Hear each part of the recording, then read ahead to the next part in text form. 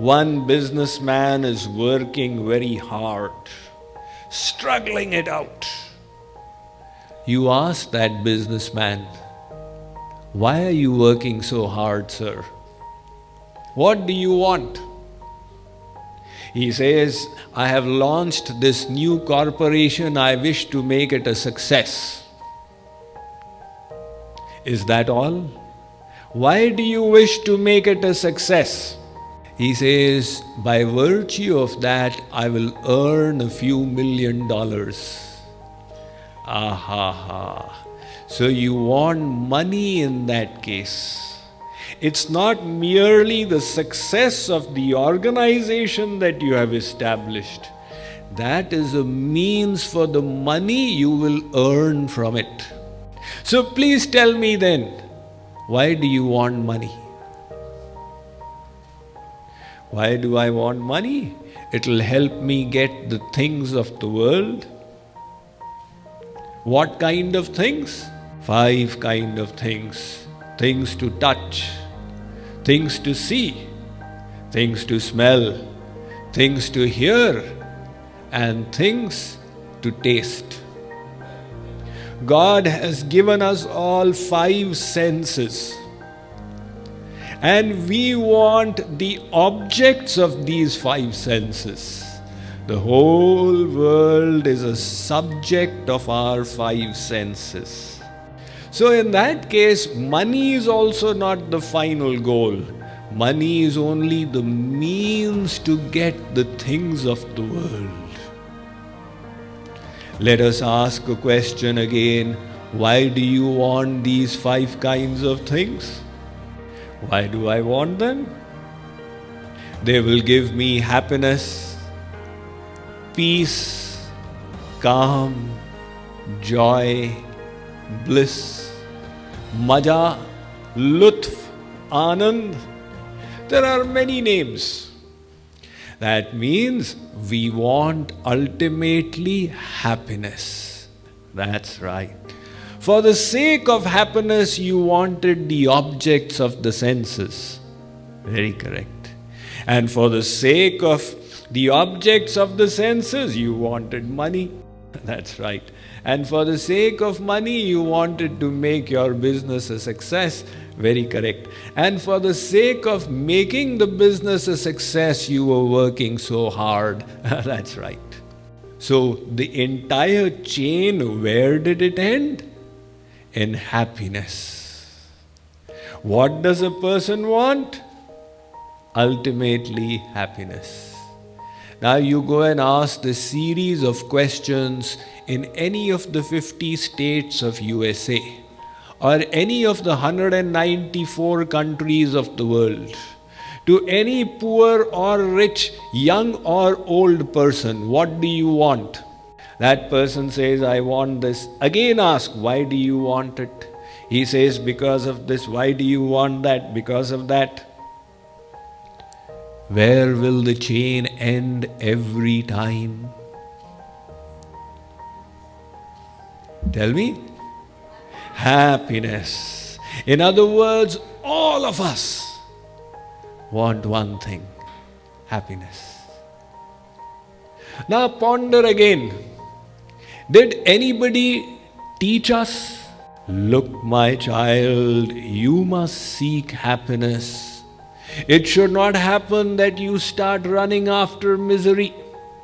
Like we were taught in so many ways when we were growing up, "My child, speak the truth. Don't ever tell lies. Never steal anybody's property." Our parents instructed us. Our teachers taught us. In the same manner did our elders instruct us while we were growing up. "My child, you must seek happiness. It should not come about that you run after misery." This instruction was never given to us. Please listen very carefully, everybody. Otherwise, we did not learn even the slightest bit of knowledge without being taught. We did not even recognize our mother until we were trained. This is your mother, beta, say mummy. So we found all these elders repeatedly pointing towards that lady and telling us to say mummy. We also said mummy. In other words, every little bit of knowledge we had to learn. Then where did this huge chunk of knowledge come that I should make happiness as the goal of my life? And we do so many things in this world, varieties, completely opposite, both of them for the sake of happiness. Sometimes we sit, sometimes we stand. They are both opposite activities, but both are done for the sake of happiness. Right now you are sitting and listening to Swamiji's lecture. Are you experiencing happiness? You know, in acting, just to satisfy me, you can say, yes, Swamiji. But supposing I continue speaking till 11 o'clock at night, will you keep sitting? I'll test that out. At 8 o'clock you say, oh, I've got to get up. What happened? You were sitting for the sake of happiness. Swamiji, you have become so boring, I'm bored, sick. Getting up is giving me happiness. You see, doing one activity when the happiness dried up, you don't wish to do it any longer. Now you wish to do the reverse. But that reverse also you wish to do, only because it will give you happiness. Sometimes you wake up, sometimes you go to sleep. At night you go to sleep at home? Of course, Swamiji. Does sleeping give you happiness? Oh yes, lots of it. According to the Vedas, the highest bliss in the world is the bliss of deep sleep, not dream sleep. In dream sleep, the same mar-dhar continues. Somebody is running after you, you are running after somebody. But when you stop dreaming, at that time you don't experience anything. And when you wake up, you realize, you say, Sukham hamasvapsam. I slept so peacefully. Na kinchidaham avedisham. I did not experience anything. That experience of not experiencing anything, according to the Vedas, is the biggest bliss of the material realm. It is not yet the bliss of God, but a glimpse of it. So you enjoy sleeping? Yes, Swamiji. All right. You take leave from office 4 days, just keep sleeping. We'll create a fund to compensate even if it's unpaid leave. You just have to sleep. 12 hours, can I get up? Hey, keep sleeping. 16 hours, I have to get up. Keep sleeping. How long will I sleep? Why? You were saying that sleeping gives you happiness. Now I'm bored of sleeping, I need to get up. Again, when the activity became boring, the person wishes to do the reverse. And why the reverse? Because that will now be the source of happiness.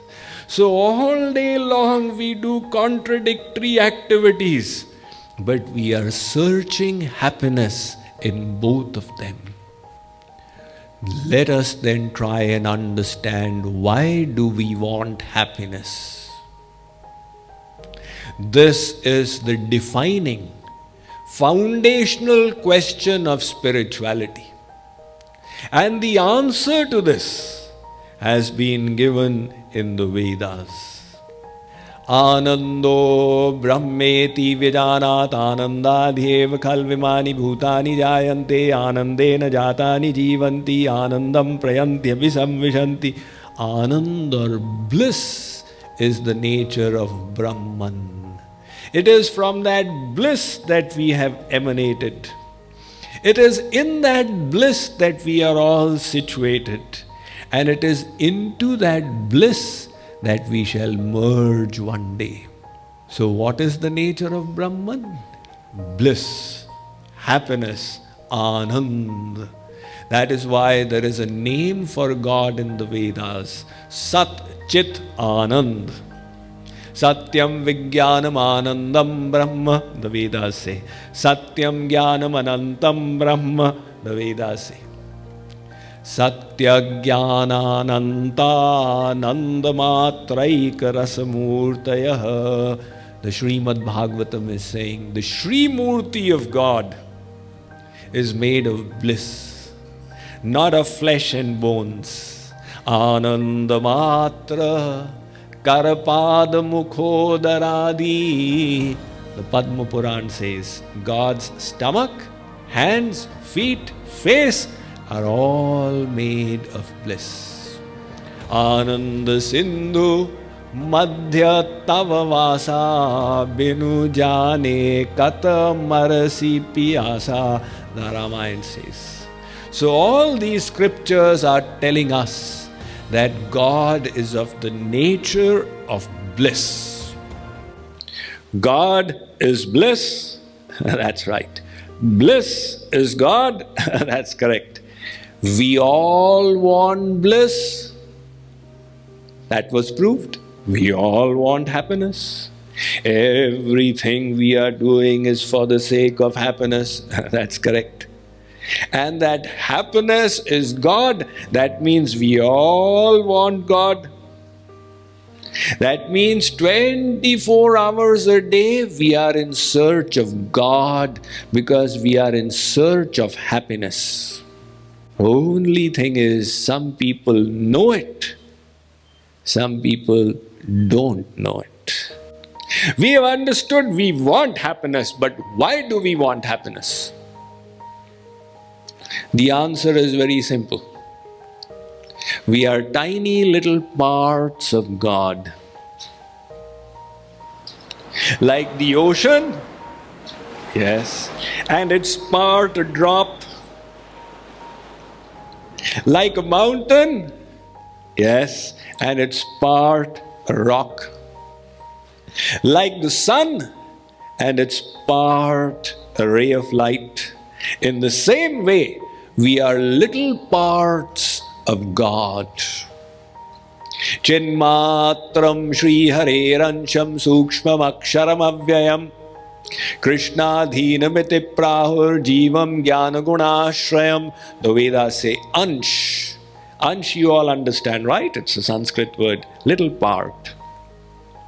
Ansho Nana Vyapadeshat. The Vedanta Darshan says the soul is an Ansh. Mamaivansho Jivaloke. Sri Krishna says, Arjun, all the living beings in the world are my eternal fragmental parts. Ishvara Ansha Jiva Avinasi Chetana Amala Sahaja Sukharasi. The Ramayana states. All these scriptures are telling us that you are a tiny fragmental part of God. And God is an ocean of bliss. So you are a tiny part of the ocean of bliss. Each part is naturally drawn to its source. That's the law of gravitation. The earth pulls its little parts by the force of gravitation. That's why if you throw something up, it falls down. In the same way, God is the ocean of bliss. We are His little parts. He is pulling us. And that pull we are experiencing in the form of the urge for happiness.